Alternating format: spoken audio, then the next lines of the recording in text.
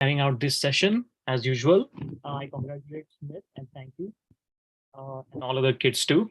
So, without much ado, we have been joined by our main speaker for tonight. I welcome you, Khenpo Loksam Bhutia ji. Are you there? Can you hear me? Yes, I'm here. Yes, thank you very much for joining in. I'll briefly introduce you to the participants, and then we will go on with your discourse. And then I'll ask a few general questions, and then I'll open the floor to the questions from the participants. So, Khenpo Lobsang Bhutia is uh, a BA in Indian and Tibetan Buddhist philosophy from Central Institute of Higher Tibetan Studies from Sarnath, Varanasi. He got his MA in Indian and Tibetan Buddhist philosophy from Central Institute of Higher Tibetan Studies, Sarnath, Varanasi. He also has a Khenpo degree, which is equivalent of a doctorate of philosophy in Mahayana Buddhism of Sutra and Tantra. He has studied in both traditional and modern tradition. And currently, he's working as a lecturer of the Kyrgyz tradition of Tibetan Buddhism, philosophy, and meditation at the Central Institute of Buddhist Studies, which is also a deemed university at Choglamsar, Leh, Ladakh. He also worked as a lecturer of Indian Buddhist philosophy at the Central Institute of Tibetan Studies, Satna, from the year 2008 to 2012. Uh, Welcome, Lobsangji. The floor is over to you. Please begin with the talk. Thank you very much for joining us. We welcome you. Thank you. Thank you, POC. Namo Buddha. Trashitilik. And namaskar to all of you.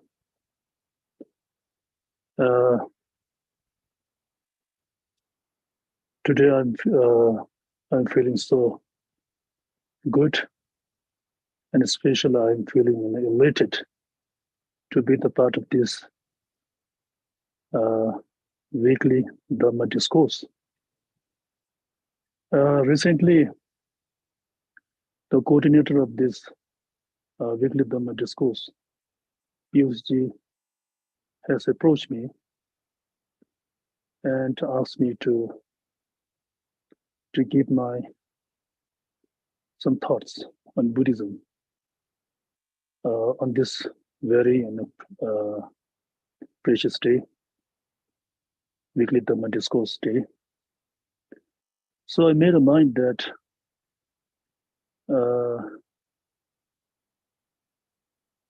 to give something that I usually think very important. So just in frame one topic, it is all about rejuvenating the tumultuous mind through Buddhism. So it's all about how to take care of our mind through using the Buddhist technique and Buddhist practice. So before going to my, main topic,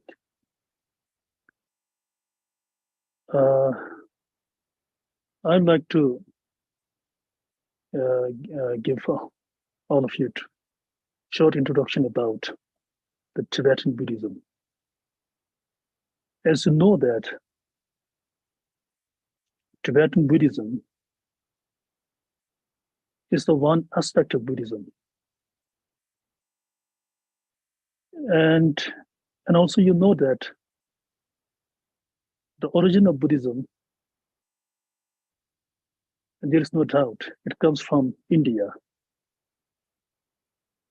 There is a historical account which has been proven very clearly.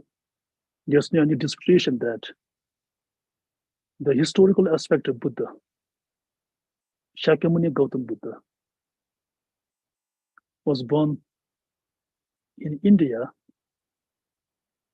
especially the place called Kushinagar, Kapilavastu.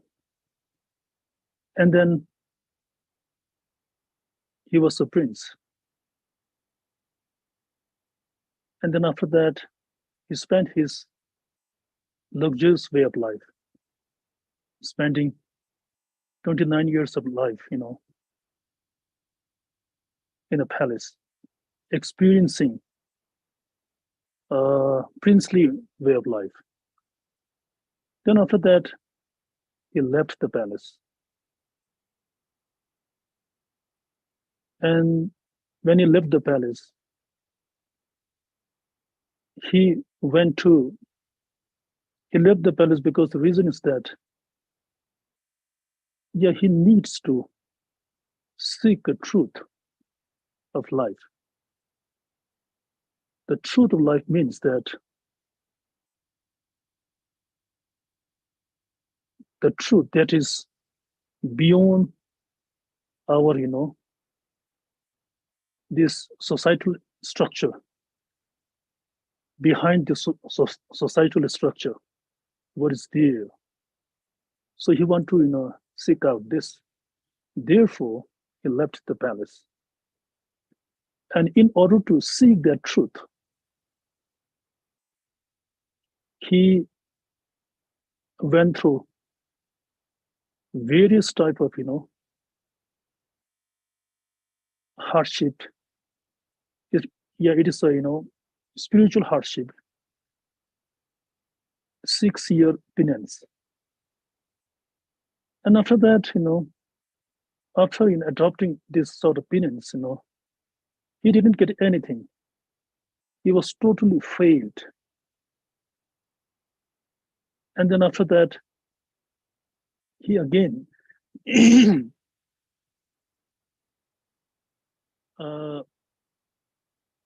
realized that the penance that he took for 6, long years, it is useless. So he broke this practice. Then after that, one day, realizing himself sitting under the banyan tree in the place called Buddha Gaya, he got enlightened.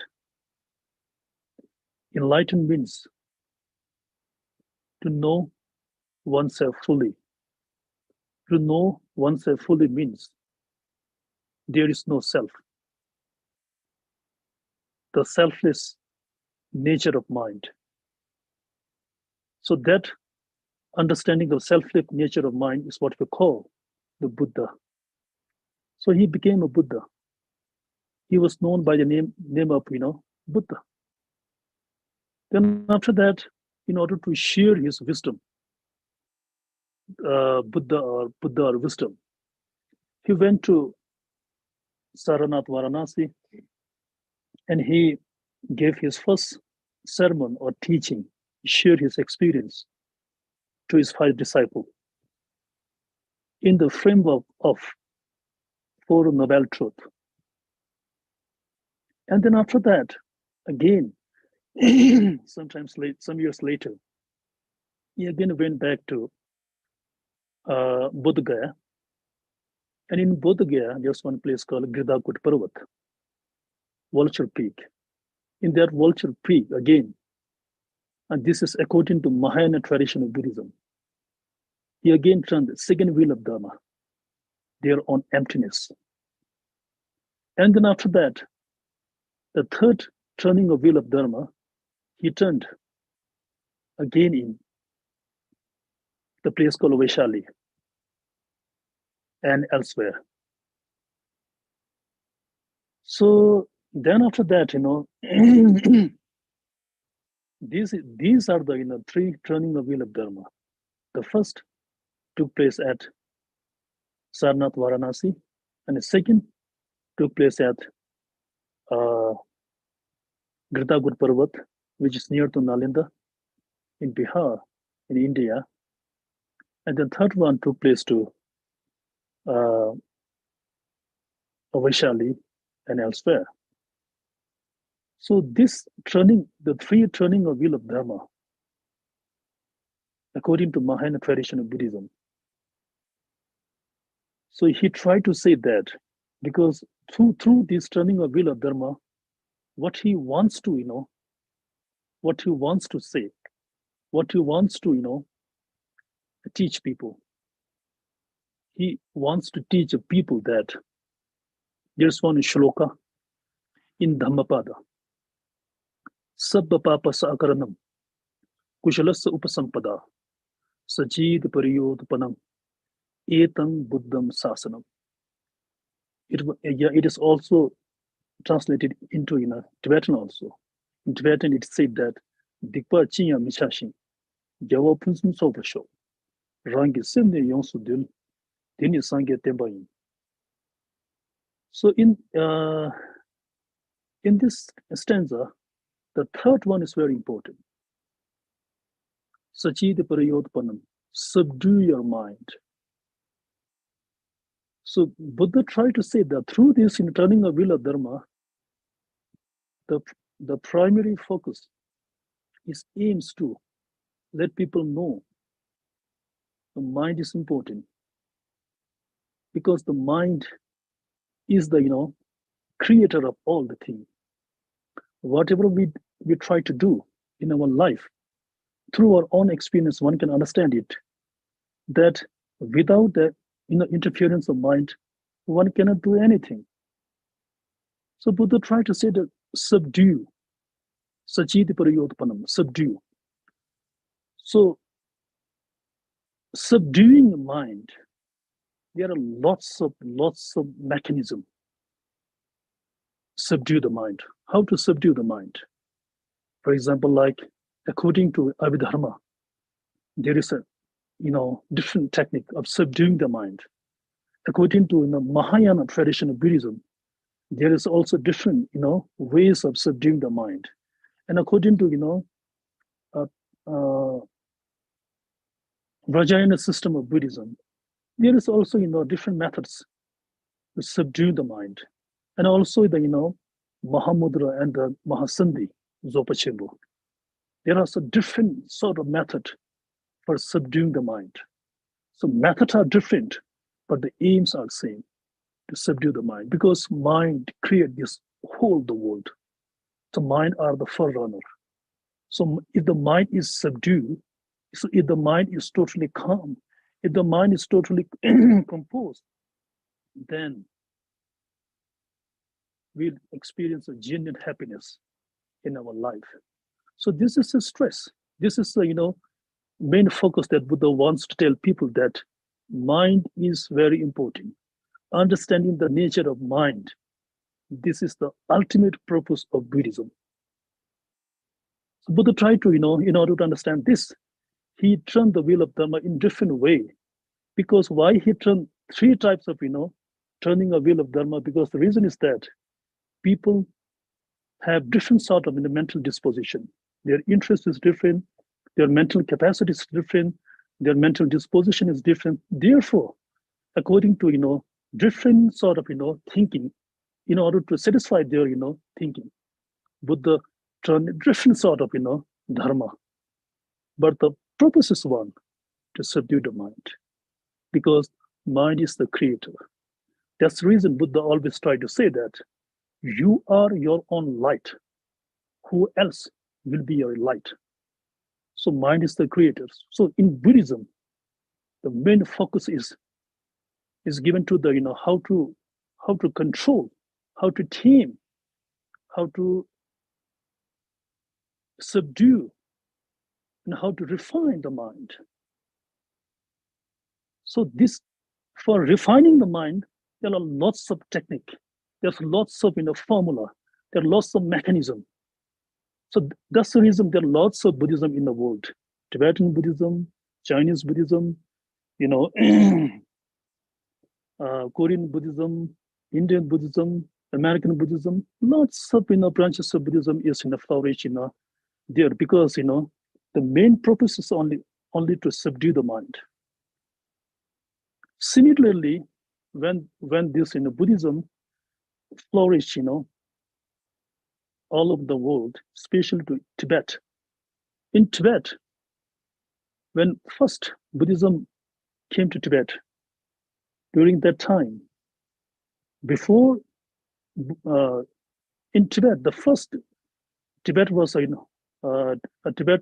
Tibet was totally under the sway of Bön tradition. The Tibetan religion is the Bön religion. The first Tibet king was Nyeti Tsimbu.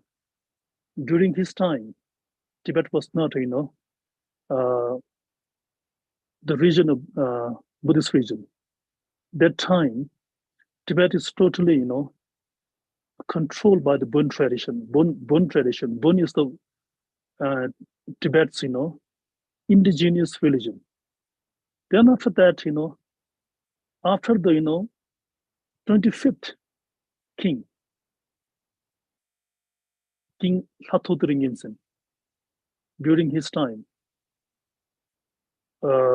Buddhism was first introduced to Tibet. Then after that, the fifth king after this 25th Hatodring Yinsen, the king Songtsen Gampo, 7th century.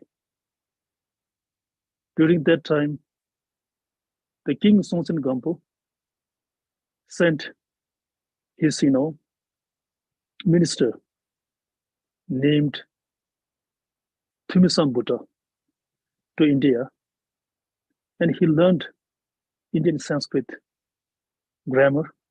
And then after that, when coming back from India, he made Tibetan script and Tibetan grammar on the basis of Indian Sanskrit.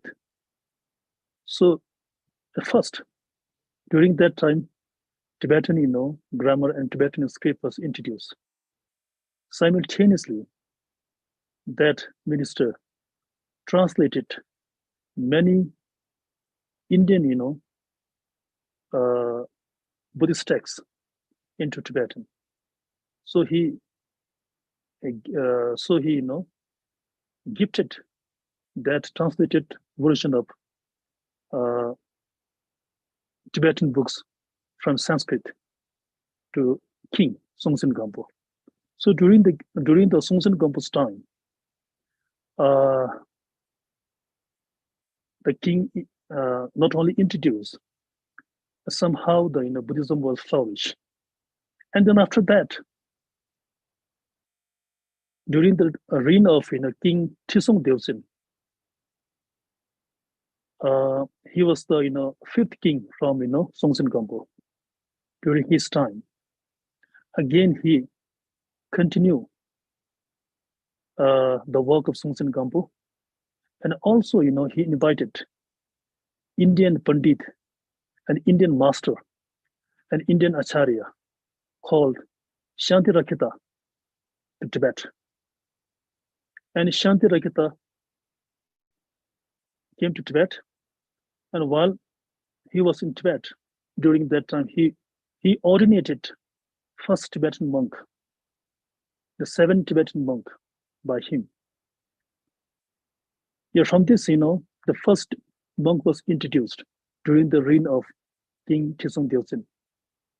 And then after that, king also invited the great tantric master, Songtsen Gampo, Guru Rinpoche, and Guru Rinpoche again came. And he also gave lots of, Mahayana teaching, Theravada tradition teaching, and also the Tantrayana teaching. And also the Tantrayana teaching to all the Tibetans. And during that time, many Indian master was invited. And together with that Indian master, like Bimala Mitra and Buddha Guya, these are the Indian master.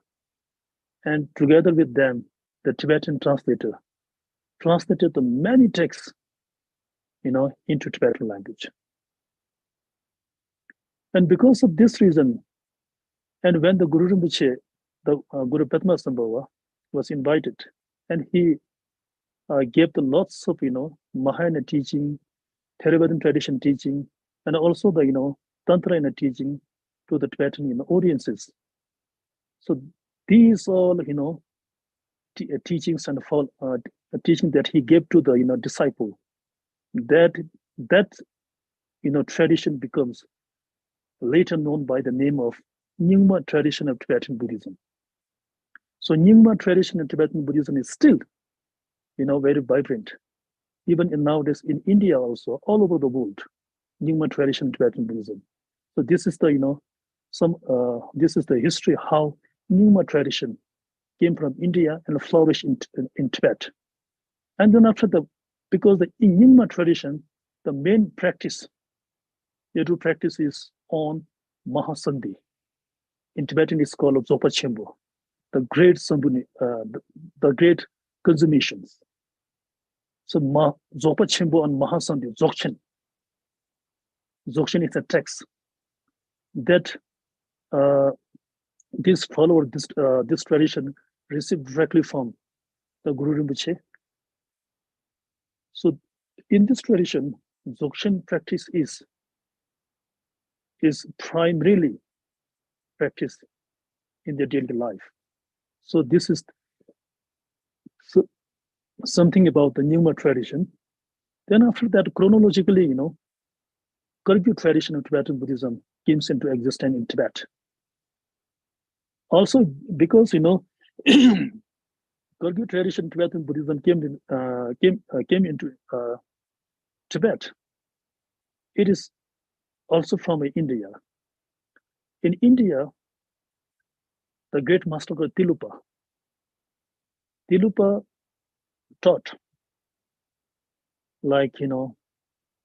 teaching like luminosity meditation, dream meditation, and psychic heat meditation, and Mahamaya meditation. These are the very four major type of meditation. He gave to his main disciple, the Indian master and acharya, Naropa, and Naropa gave this teaching to the Tibetan master Marpa. Marpa was the great translator and the great practitioner. He went to Tibet. Yeah, he went to India for 3 times. And during his visit to India for 3 times, he attended many teachings and many teachers. It is in his life story, it is mentioned there. Altogether, he attended 116 acharya, master, practitioner, accomplished teacher in India during his visit to India. So during his and then after that, he again came back to India. I came back to Tibet. And in Tibet, he introduced Kagyu tradition of Tibetan Buddhism. So again, how he introduced? Whatever he received the teaching from his root master, Naropa, to his disciple, the great yogi Milarepa. And then Milarepa again gave this teaching to his 2 great disciples, Je Gampopa and Rechungpa. And from Gampopa, he has lots of disciples. And it is said that there is 500 banner holding disciple, great disciple. So from this 500, there are 4 great scholar. So from this great scholar, 4 great scholar, the first one is the first reincarnation of Karmapa, the first Karmapa. Nowadays, Karmapa is 16 reincarnation, the first Karmapa. And then the second one is the Phagdu Doji Gyabo. And third one is the Selpa. And fourth one is the Bharumpa. These are the 4 major disciples. From these 4 major disciples, they have established their own tradition. They have established their own tradition, and they constructed their own institution, monastic institution. So, and then after that, these 4 monastic institutions they have established separately. Later, it is known by the name of the four major Kagyu tradition. And again from, Phaktu Kargyu, again, he has, 8 major disciple, main disciple. From this main disciple, again, they have also, constructed their own monastery, and they continue this tradition. Later, that 8, monastic institution is known by the name of minor, Kagyu tradition. Altogether, 16 branches came into existence in Tibet, the Kagyu tradition. So these are the Kagyu tradition in Tibetan Buddhism, how it came from India, how it flourished in Tibet. So what this tradition, do practice, the followers of this tradition do practice. They practice, the main practice is Mahamudra. Mahamudra is a meditation. This is a technique of how to subdue the mind. The primary purpose is same. Buddha said that, Sachit Pariyodpanam. To subdue the mind is ultimate purpose. Because mind is the, main, creator. So mind, run first. And after that, the body and speech, comes later. So therefore, in order to subdue the mind, Kagyu tradition in Tibetan Buddhism practice, and they adopted the technique called Mahamudra. The Mahamudra is the meditation technique. Through this Mahamudra meditation technique, they try to subdue the mind. So this is the a short introduction about the Kagyu tradition in Tibetan Buddhism, and then after that, Saskia tradition in Tibetan Buddhism came into existence. Again, how the Saskia tradition in Tibetan Buddhism came into existence is that the Tibetan master, Drogmi Losawa Yeshe, he went to India, and then after that, when he went to India, he, met Nalanda master, ancient Nalanda universities. He's from ancient Nalanda universities. His name is called Acharya Birwapa. He was the great scholars, great accomplishment, and a great practitioner, especially the Vajrayana system of Buddhism. So he met Acharya Birwapa at ancient Nalanda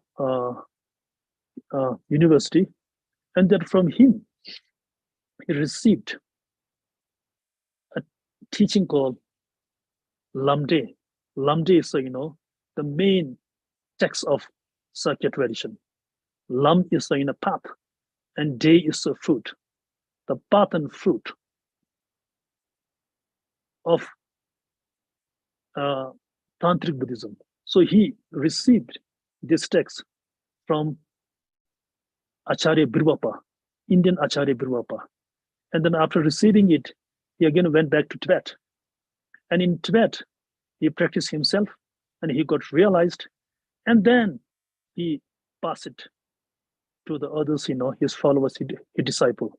In that way, the Sakya tradition of Tibetan Buddhism came into existence. And nowadays, it is very much vibrant all over the world, especially the India, Himalaya region is very popular. So in Sakya tradition, Tibetan Buddhism, what they practice this Lamdes teaching. These Lamdes teaching is also this is a technique of how to subdue the mind, how to subdue our mind. So this is the a short introduction about the Sakya tradition in Tibetan Buddhism, how to flourish, and what kind of practice they do. And then after that, the fourth one is the Gelug tradition of Tibetan Buddhism. Gelug tradition of Tibetan Buddhism came into existence. The founder of this tradition was the great Tibetan master. His name is Lobsang Thapa, Lobsang Thapa. although, he didn't go to India. So by staying in, Tibet, when the Indian master Atisha Shirigyana, came to India on the invitation of the Tibetan king. So Atisha in Tibet, he gave lots of teaching to the Tibetan disciple. So his main teaching was Lamrim. Lamrim means the path of stages to enlightenment. So this is a text. This is a teaching that Atisha Shirigyana, introduced and gave this teaching particularly to the Tibetan audiences. So later, Gyaltsongkhapa, the founder of Gelugpa tradition in Tibetan Buddhism, he combined Atisha's teaching with Vajrayana system of Buddhism, Tantrayana Buddhism. And then he later, on the basis of this, text, teaching, he composed two very big texts. The first one is the,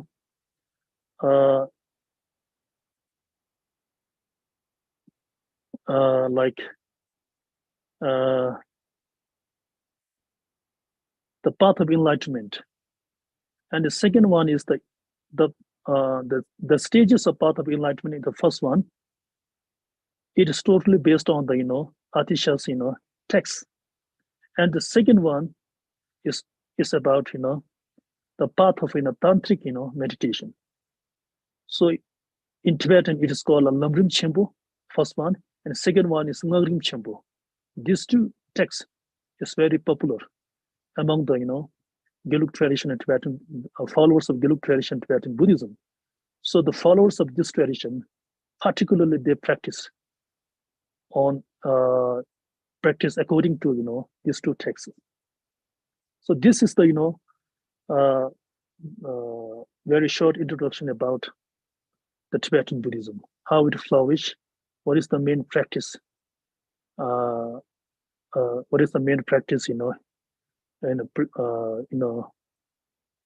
pursuing by the followers of this tradition. And then now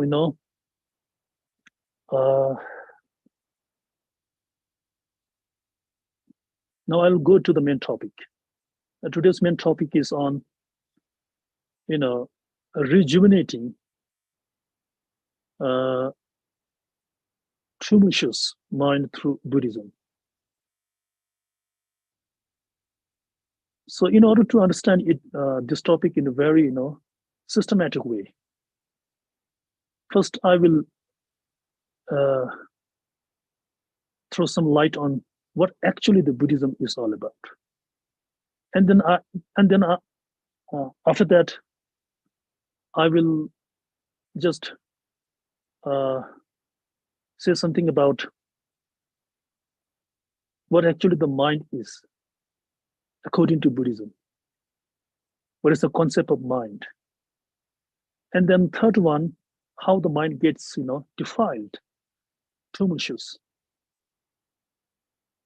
And the fourth one, how to make a mind clear, refine, rejuvenate.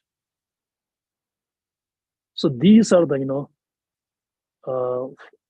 four classification that I will just give one by one in order to understand it clearly and grasping it easily for all of you. First, Buddhism. What is the Buddhism? Because just now I have said before, Buddhism, there's two words.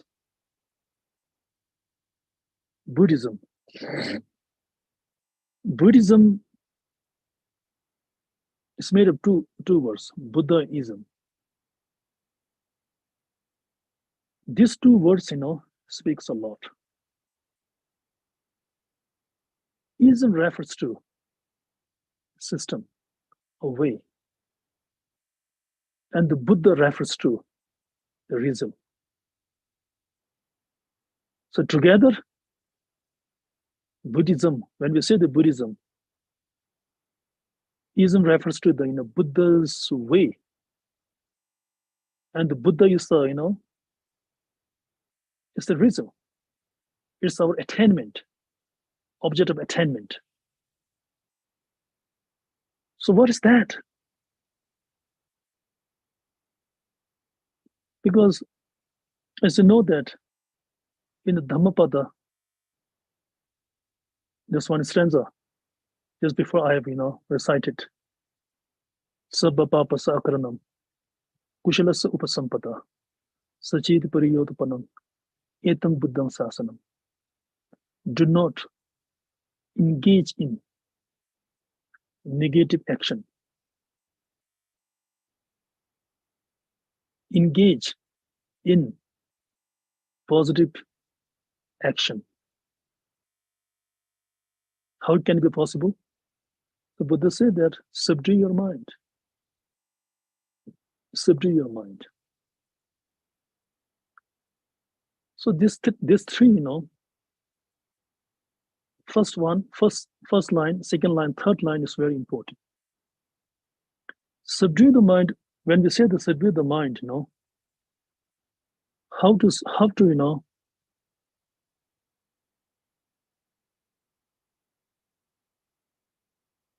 subdue the mind. Because Buddha always said that, there is no God. This mind is the creator of all the phenomena, including ourselves, our current situation. How we can know it? It's very simple from our, daily experience. One can understand that whatever we do, before doing it, there is interference of mind. Mind conceive, and the body and speech follow it. Without interference of mind, nothing will go forward. So because mind is the main creator. So what to subdue the mind? But they try to say that mind, when I say the mind, and again we have to understand that nature of mind. So nature of mind and mind, because the nature of mind is always pure, always refined. It is not defiled. It's very pure. The moment we interact, the mind is conditioned by the outer external phenomena or inner phenomena, whatsoever it may be, and mind start defiling. Mind become dirty.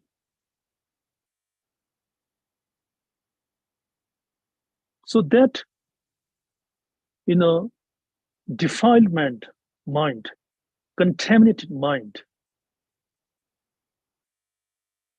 if we do something through that defiled, through that contaminated mind, then whatever we do, whatever action that we perform, that will definitely, for sure, give bad consequences.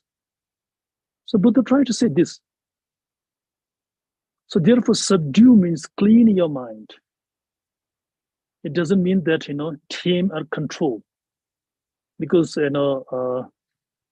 sometimes we use a tame, sometimes we use control, because control and taming it's not an exact word.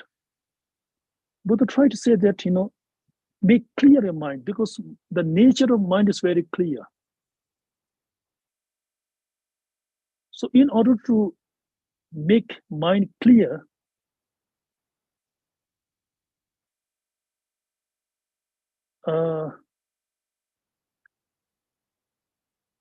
Buddhism has lots of meditation technique.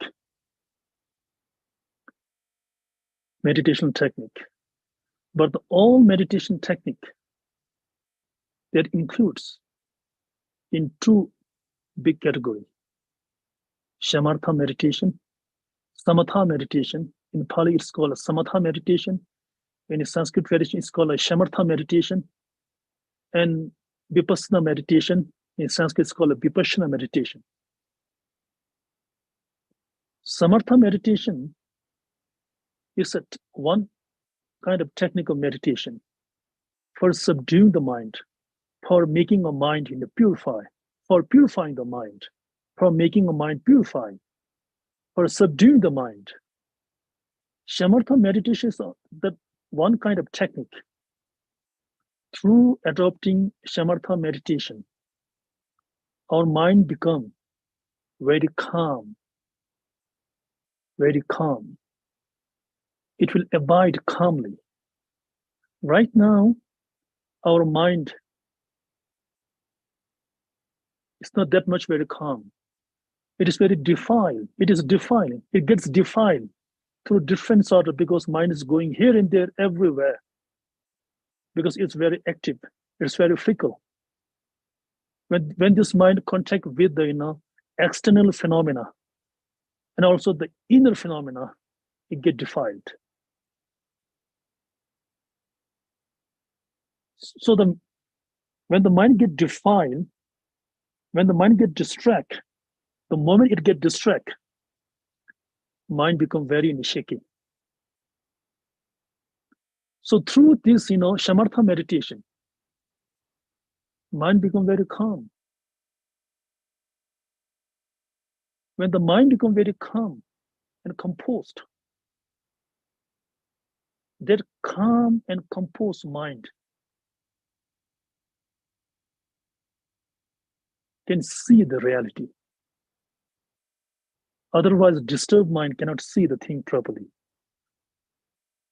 So therefore, first, we need to make our mind calm and composed through the practice of, through adopting, through following the shamatha meditation technique. When shamatha meditation technique is followed properly, as a result, our distracted mind, fickle mind, monkey mind become very calm. And when this mind gets calm, that calm mind is able to see the thing properly, is able to see the thing deeply, profoundly, and also, without any problem. So first thing that, in a shamatha meditation, the technique of shamatha meditation teaches us to focus our concentration on one point. And then after that, through adopting this, shamatha meditation technique, when our mind becomes very calm, and then we are introduced to follow the technique of vipassana meditation technique. So in vipassana meditation technique, there are different traditions. Tibetan tradition is different, Mahayana tradition is different, Vajrayana tradition is different, and also the Mahamudra tradition is also different. Technique is different, but the goal is the same. So through vipassana meditation technique, one can see the reality of our mind. So when we are able to see the reality of our mind, then person who is able to see the reality of mind, that person is called as Buddha.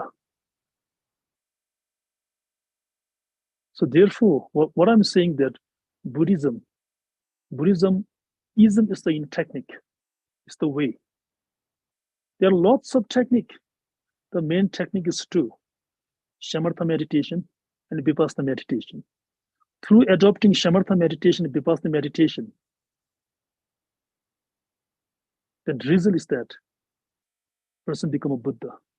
Buddha means, pure from inside. Buddha means in a total awakened person, pure from inside, completely awakened. So this is what the Buddhism is all about. There's lots of teaching, but these all are the branches. In order to understand the main technique, shamatha meditation and vipassana meditation. So therefore, in Mahayana tradition of Buddhism, there's one text called Bodhisattvacharya Avatara, written by the Indian, practitioner and master Shantideva. In that text, there are 10 chapters.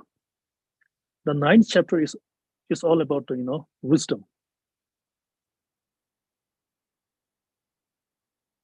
So in the chapter number 9, the first shloka, which said like this: all the teaching that Buddha gave, it is said that Buddha gave 84,000 teaching. So the purpose of giving 84,000 teaching has only one purpose: to understand the nature of mind, to understand the reality of mind. This is the purpose. So people has a different sort of mental disposition. So in order to soothe their mental disposition, Buddha gave different sort of teaching, but the Buddha has one purpose: to understand the nature of mind. So this understanding the nature of mind can be possible through adopting shamatha meditation and vipassana meditation. Shamatha meditation is frame. This technique is frame to make our mind eligible for practice vipassana meditation. The real practice is vipassana meditation. Through adopting the vipassana meditation, one can connect with the nature of mind, the reality of mind. When we understood fully, completely the nature of mind, the moment we understand the nature of mind, that person become a Buddha or Arhat. So this is what the Buddhism, or what Buddhism is known for. And then after that, the second one is that Buddhism and the mind. What is the mind? Because in my topic goes like this, no? Rejuvenating tumultuous mind through Buddhism. And what is the mind? Again, mind, according to Buddhism, there's lots of different sort of how to say the meaning according to different sort of tradition. But in Abhidharma Kosha, Abhidhamma, there's one shloka, one line regarding the what actually the consciousness of mind is. It's very simple. Mind is very luminous. And mind has a capacity to understand the thing, to get aware of things. So luminosity and awareness is the inherent characteristic of mind. Mind is always luminous. Whether you are walking, whether you are reading, whether you are sleeping, mind is always luminous. So nature of mind, characteristic of mind, there are two inherent characteristic of mind. It's being luminous and it's being aware always. So this is a mind.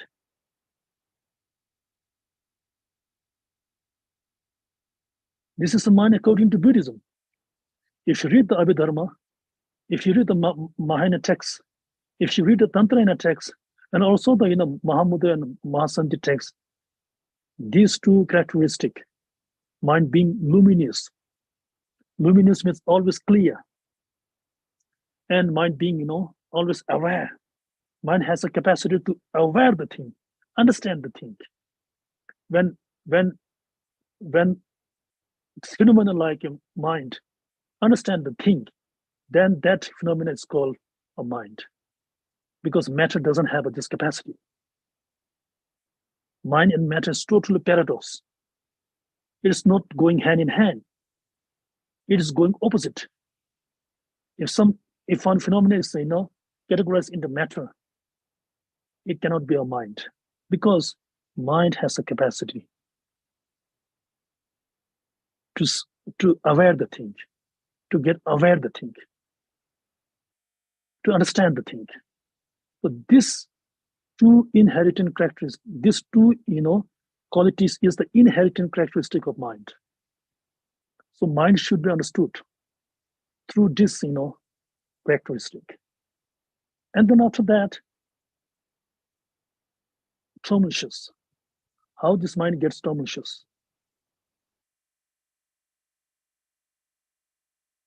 It's very simple. Simple in the sense that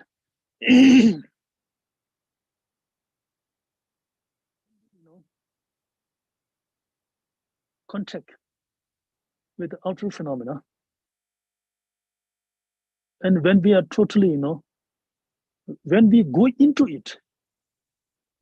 it means when we try to react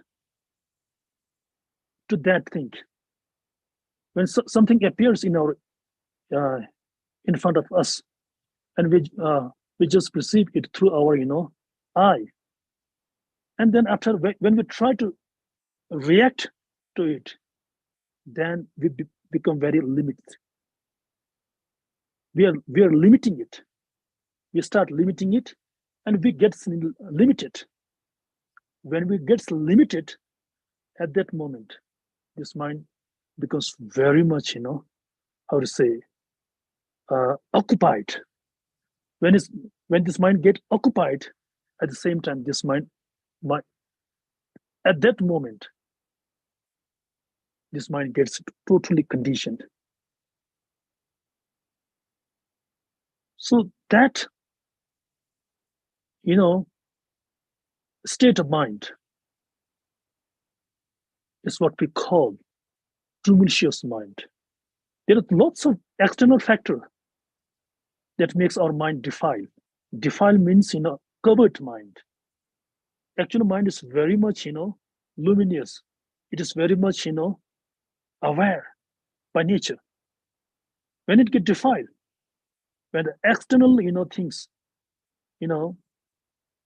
comes to it, when the mind, how to say, contacted with the external thing, and react, the moment it react to that external thing, and this mind becomes very limited, very selective. So at that moment, it is called that this mind gets defiled and tumultuous. This is how this mind gets that's the reason in meditation, when we do the meditation, the real meditation, vipassana meditation, or the master, a teacher, instruct us to just observe the mind, do not react the mind. Therefore, the great Indian master Tilupa instructed the Indian master, his disciple, the great Indian master Naropa. What he say? There's one statement is very popular. Through this statement, it is said that Naropa gets realized. The statement goes like this: It is not the appearance that binds you. It is the attachment towards that appearance that binds you. So this appearance is okay, no problem. If you are not reacting too much, this appearance is very helpful. The moment you react means you're trying to trying to engrossed in it, then you're making it very much limited. That when you are making it very limited, that is what we call a samsara, binding. You're binding it. How it binds come? The moment you get attached to it, the moment you react to it, then you become totally bind to it. That binding state of mind is called samsaraha, cyclic existence. So that's the reason the great Tilupa instructed through this statement, giving this statement to the main disciple Naropa. It is it is not the appearance that binds you. It is the attachment, or it is the attitude of reacting towards this appearance that binds you, that limits you, that occupies you. And when you are occupied, the state of that occupation is what we call in Buddhist jargon samsara. So this is how our mind get defiled. And then after that, how to rejuvenate, refine this tumultuous mind. Again, you need to go back to the what I explained before. Only two meditational technique, shamatha meditation technique and a vipassana meditation technique. Through adopting shamatha meditation technique and vipassana meditation technique, we are able to rejuvenate our defiled, our diseased mind, our old mind, decay mind, polluted mind. There's no other way to treat, to clean, to refine this tumultuous mind. So only through adopting shamatha meditation and vipassana meditation, one is able to rejuvenate our mind. And after that, when we are succeeded in rejuvenate this tumultuous mind completely, fully, person who have succeeded in making this, that person is known by the name of Arhat or Buddha. Simply, I'm saying this. So this is the way how to, and when our mind is, mind gets rejuvenated fully, then what we are talking about, because we are always talking about the happiness, lasting happiness, not a temporary happiness, not the short-sighted happiness, lasting happiness.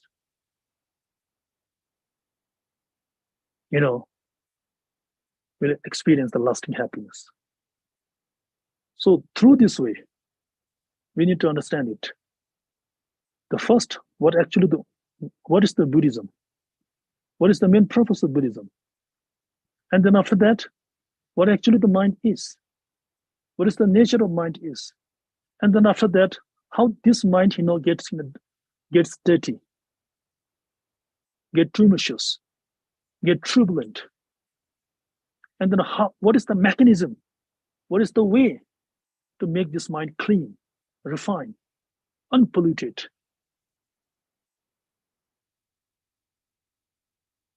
So there is the two main technique, Shamatha meditation, Vipassana meditation. But the technique of Shamatha meditation, Vipassana meditation, in Theravada tradition, there are different technique. In Mahayana, there's a two big section, Sutrayana Mahayana and Tantrayana Mahayana. In Sutrayana Mahayana, there's also the different technique. And Tantrayana Mahayana, there is also the different technique. And also the Mahamudra tradition of Buddhism, which I belong to this tradition. There's also the different sort of a technique. All comes into the two fraction, Shamatha meditation and the Vipassana meditation. So Vipassana meditation and Shamatha meditation is the only mechanism, only way to get this mind rejuvenated. I think with this note, I think, I will stop here. And if you guys have any, question regarding whatever I have shared about the topic, I'm so happy to give you answer. Thank you. Thank you so much. Thank you very much, Dr. Lobsang Bhutia ji. That was very insightful. Before I open the floor to the questions from the participants, I would like to know what is the exact spelling of the tradition that you belong to? Is it Kargyud or Yes. Kagyud? Kargyud. On Wikipedia, it is Kagyud. So I'm wondering if it is the same thing, because the Wikipedia page, same thing, right? So it mentions Mahamudra practice of meditation. So before I open the floor to questions for participants, how is Mahamudra tradition or practice different from Vipassana? That is the first question. And the second question would be, how would you separate the limiting of mind from the right concentration prescribed in Buddhism? Could you please repeat your second question? Yeah, the second question is, when you described, you said that the mind gets limited while creating attachment or reacting. How would you separate that from right concentration? Yes, okay. Is often prescribed in Buddhism. The first one,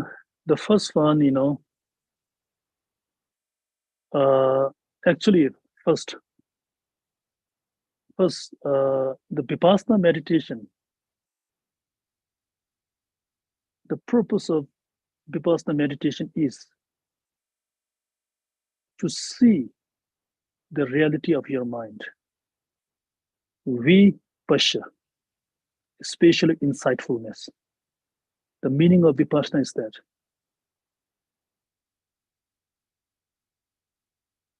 So, the Vipassana meditation, according to Theravada tradition, especially the Goenkaji tradition and the Mahayana tradition, Mahamudra tradition, the purpose is the same. There's no difference in purpose.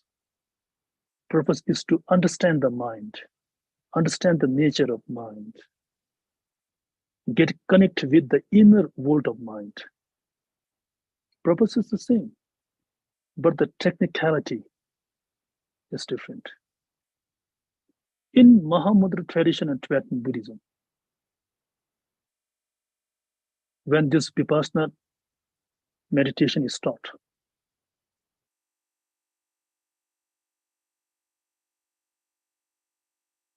the students are introduced this Vipassana meditation not directly. First, they need to complete the preliminary practice for 4 months. The preliminary practice or foundational practice is that the first one is 1 lakhs prostration. And then second one is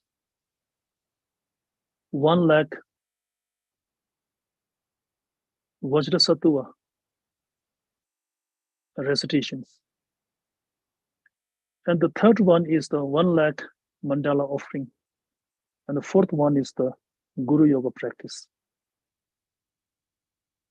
First, student needs to complete this practice under the able and experienced teacher, not from the YouTube, not from the Google, not from the a person who just give you the information, person who has already performed this and who has a great understanding about this, who is able, who is eligible and experience about this all. So under this kind of teacher, you need to perform these all practices. And then slowly, when the teacher tested how much his mind is developed, slowly, then again, if his mind is not that much mature in the sense that if his mind is not that much, if the student mind is not that much eligible for giving the Vipassana technique according to Mahamudras, then again, he will say to perform this foundational practice again for 4 months. And then after that, when teachers consider that, now he is okay to receive the advanced sort of meditation. Then he will introduce Shamartha meditation according to Mahayana tradition, Mahamudra tradition. So in Mahamudra tradition, there are lots of technique, but right now, I'm not allowed to publicly announce this. You need to receive this technique from your teacher one-to-one. It's not allowed to say here. I'm just hinted here. There are altogether 20 technique that we need to go through. I'm just talking about the Shamartha meditation. The purpose of Shamartha meditation is that to calming your mind. But the technique, lots of different technique is there. I'm just calculating the 20 technique is there. And then after that, by following this technique and also giving testing by the teacher, if teacher found now his mind is totally eligible for receiving the Vipassana meditation, then he will teach us one by one techniques under his guidance. This is the way. But the Goenkaji's techniques are different. Preliminary practice is different. There's no like this. So whatsoever, whether you follow the Goenkaji's Vipassana technique, Shamartha techniques, whatever, the purpose is the same. This much I can say here. And the second one, what is the second one? Could you please repeat it again? Yes. So the second question was, you said that the mind becomes limited when you create enlightenment, perceive, and are not able to perceive the way it is. How would you differentiate this from right concentration? Yes. One of the eightfold paths. One of the paths is right concentration, establishing right concentration. So how would you separate these two things? See again, when we say the right concentration is the not, right concentration is that it is not the ultimate stage of mind. It is on the way. Right concentration is like it is the one technique of vipassana meditation. No, vipassana, no, shamatha meditation. Because when we are fully concentrated on one thing, for somehow our mind becomes very calm. But there's a danger. This mind gets numb. Numbness is there. Therefore, in Buddhist meditation, shamatha meditation is not particularly Buddhist meditation. Because shamatha meditation, right concentration meditation, is also available in non-Buddhist, meditation technique. It is the, generally, sort of technique. Only thing is that when you are fully concentrated on one point, right concentration. So while you are concentrating on one thing, this mind becomes very numb. Numbing is there. The clarity, sometimes there is a clarity, but that mind is not sharp. Sharpness, is not there sometimes. So therefore, right concentration is not the ultimate state of mind. When it happens, when you are concentrating on one thing, you're focusing on one thing, your mind becomes limited again here. But therefore, but that but that state of mind is the base for vipassana meditation. Why? Because when you are fully concentrated on one point, then during that time, because the mind has lots of potential. Right now, we are able to use our mind 1% of strength of mind. We are not able to use our 99% of strength of mind, because every time we are going here and there, our energy is scattering here and there. So in order to collect that energy and accumulate that energy on one side, for this purpose, we are doing a right concentration or shamatha meditation. When we do the shamatha meditation, our mind becomes fully concentrated. But there is not ultimate. There is a chance of mind getting numb. So therefore, in my tradition, teachers always say, shamatha meditation is blind. It has a body, but doesn't have an eye. It's like that. That's the reason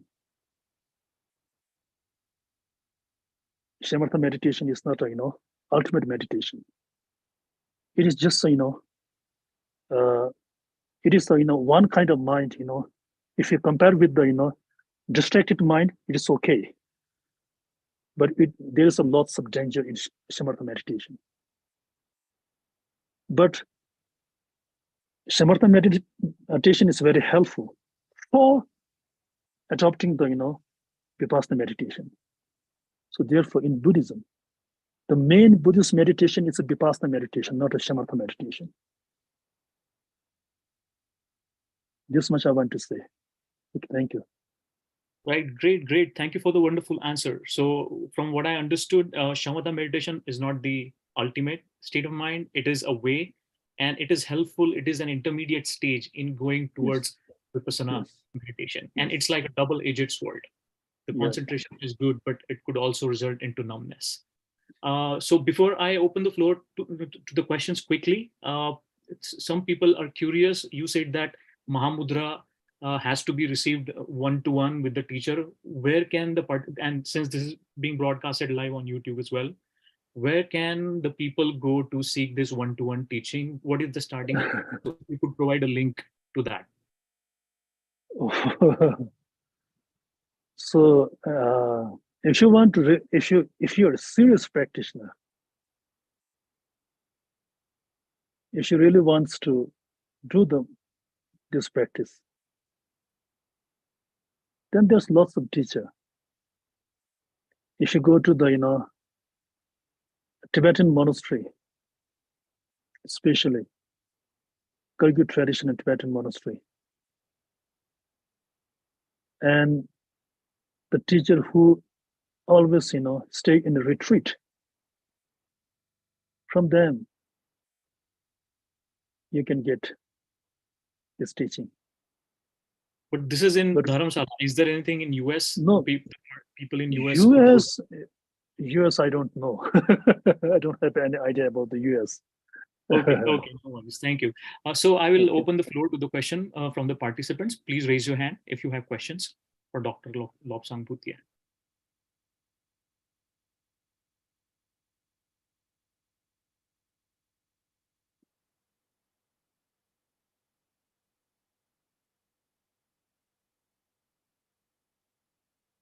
Well, so far there is no question. I will ask. Okay, I think there is one hand up.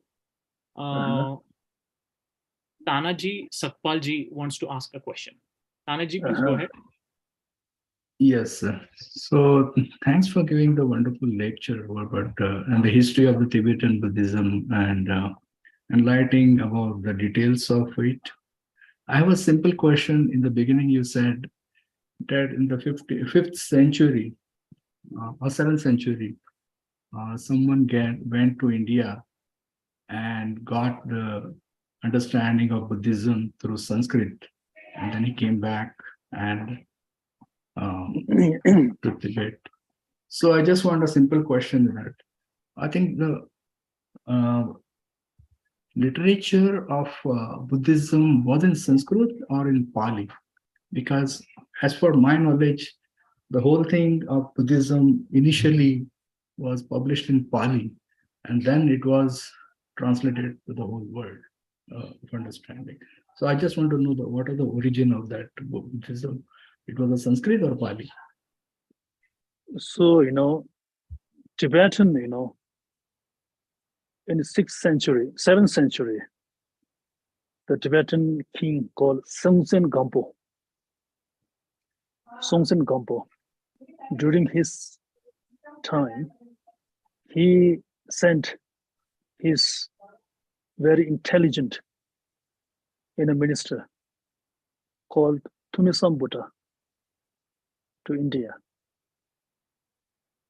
And because the purpose is,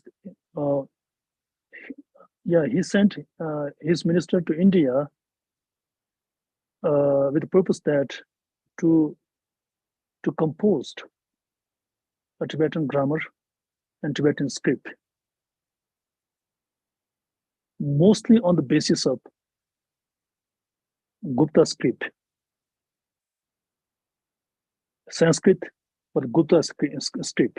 So therefore, the Sanskrit Gupta script and Tibetan, script is very much similar. So during that time, he went to India. But where he went to India, which place he went to India, still it is a subject of disputation among the Tibetan scholars, especially the Tibetan grammarians. Some say that he went to Nalanda, ancient Nalanda University, and there he studied this whole thing. And some say no, he went to Kashmir. During that time, in Kashmir was the very prominent seat of Buddhism during that time. So he went to India, but however he went to India and he composed Tibetan grammar on the basis of Sanskrit language, especially he based Tibetan script on the based on the uh, Gupta script. So Tibetan language, script language, and Tibetan Buddhist translation work is mostly based on Sanskrit script, Sanskrit text. This is what I want to say. But in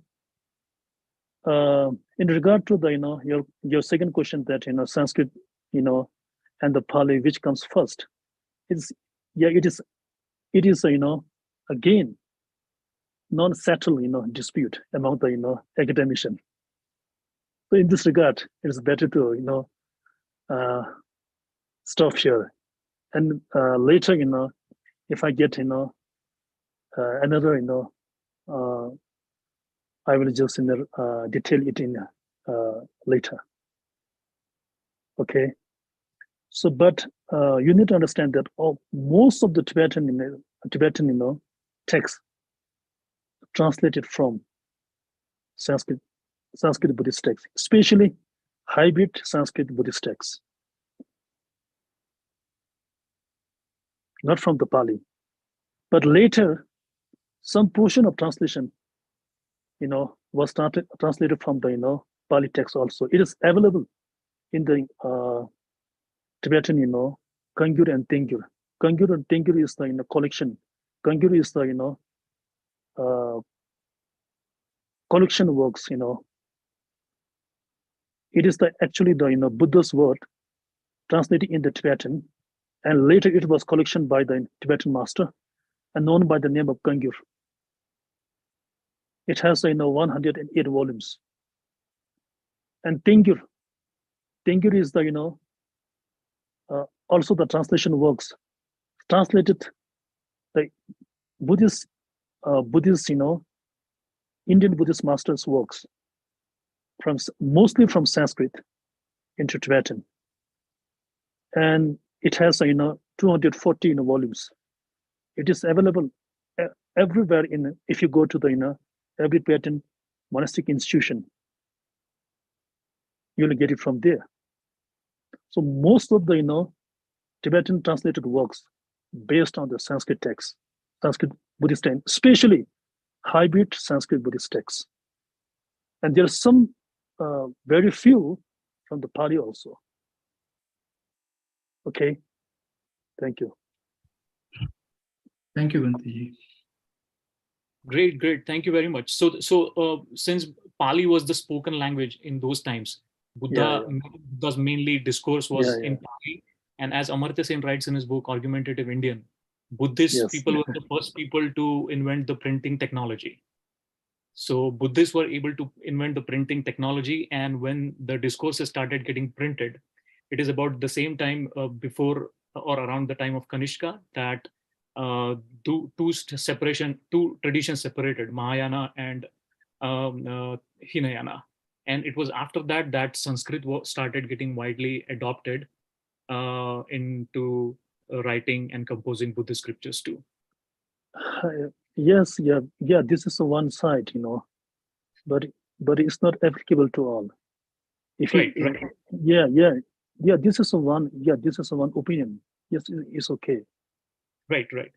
So there is historical evidence for this, that Buddhists invented the printing technology and around the time of Kanishka. So, and most of the major Theravada is like Pali canon, but there is substantial rich literature, Buddhist literature in Sanskrit too. And I think Mahayana tradition really capitalized on Sanskrit language as well as Tibetan language. Thank you very much. Do we have more questions?